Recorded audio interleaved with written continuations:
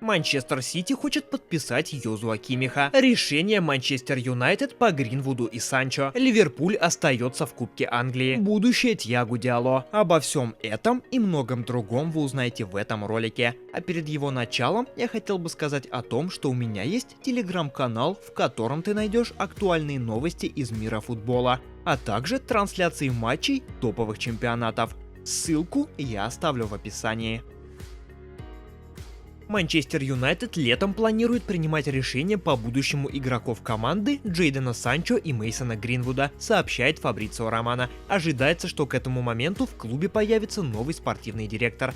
Гринвуд с сентября прошлого года на правах аренды выступает за Хетафе. В текущем сезоне он провел 17 матчей за испанский клуб, забил 5 мячей и отдал 4 передачи. Англичанин не играл за МЮ с января 22-го из-за скандала с обвинениями в домашнем насилии. Санчо не выходил на поле в составе МЮ с сентября, когда клуб отстранил его после конфликта с главным тренером команды Эриком тен Хагом. Ожидается, что в ближайшее время футболиста арендует Боруссия, за которую он выступал до перехода в Манчестер.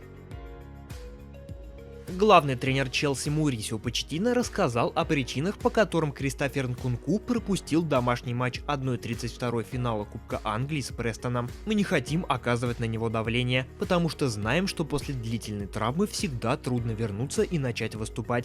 После 6 месяцев отсутствия на соревнованиях всегда тяжело. Сейчас он не участвовал, потому что у него возникли проблемы с бедром после вчерашней тренировки, и теперь нам нужно проверить, сможет ли он быть готов к следующим нескольким играм. Приводит слова Почеттино официальный сайт Челси. Также, по информации журналиста Рахмана Османа, из-за этого повреждения Нкунку может пропустить до 3 недель.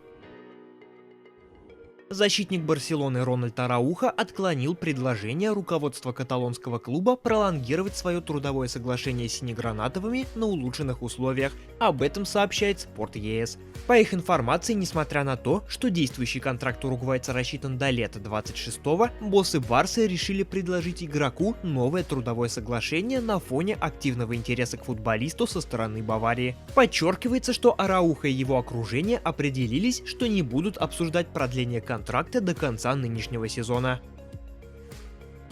Саудовские клубы не смогут этой зимой тратить столько денег, сколько летом. Суверенный фонд Саудовской Аравии, финансирующий 4 ведущих клуба Аль-Хиляль, Аль-Наср, Аль-Итихад и Аль-Ахли, ввел лимиты на трансферы, сообщает АС. Без его поддержки команды не смогут заключать особые крупные сделки. Каждый клуб сам будет решать, укреплять ли состав в январе, однако любая покупка должна будет соответствовать ряду строгих требований.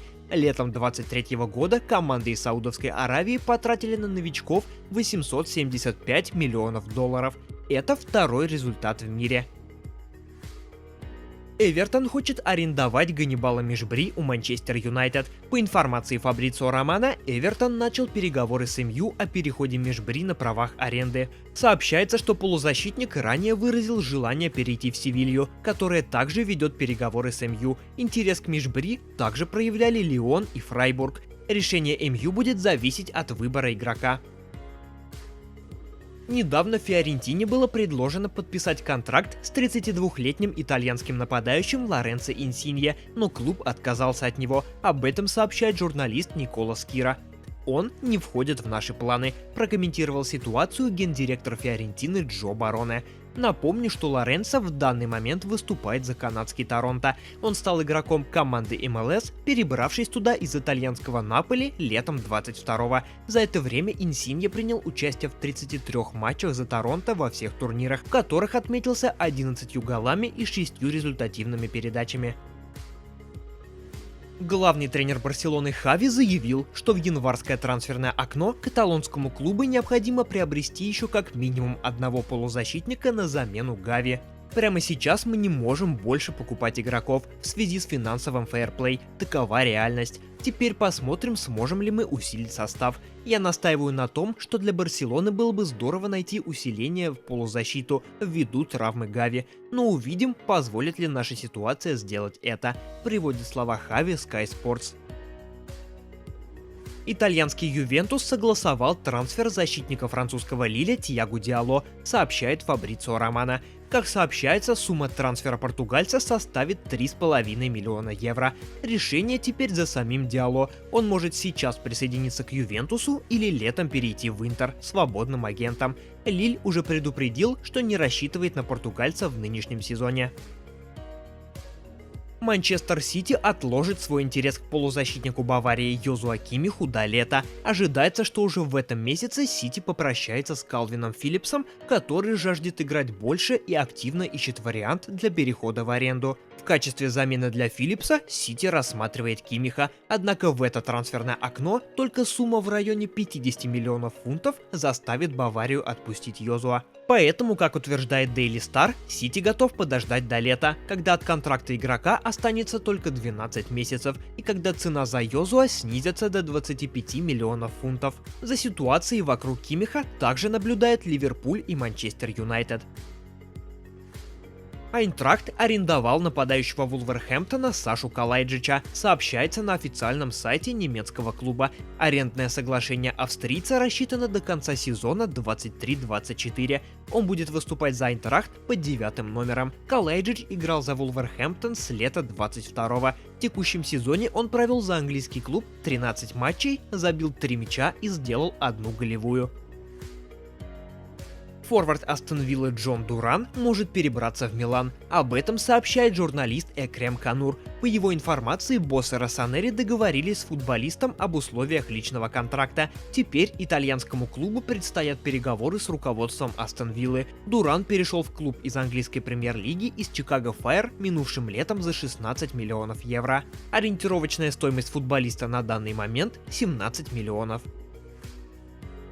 Вчера в матче 1/32 Кубка Англии встречались Арсенал и Ливерпуль. Обе команды имели моменты для того, чтобы открыть счет в матче, но так и не смогли этого сделать в первом тайме. В концовке встречи на 80-й минуте защитник Арсенала Кивьор срезал мяч в свои ворота, выведя Ливерпуль вперед. На 95-й минуте Луис Диас удвоил преимущество гостей в матче, установив окончательный счет 2-0. Победа Ливерпуля. Результаты остальных сегодняшних матчей в Кубке Англии на ваших экранах.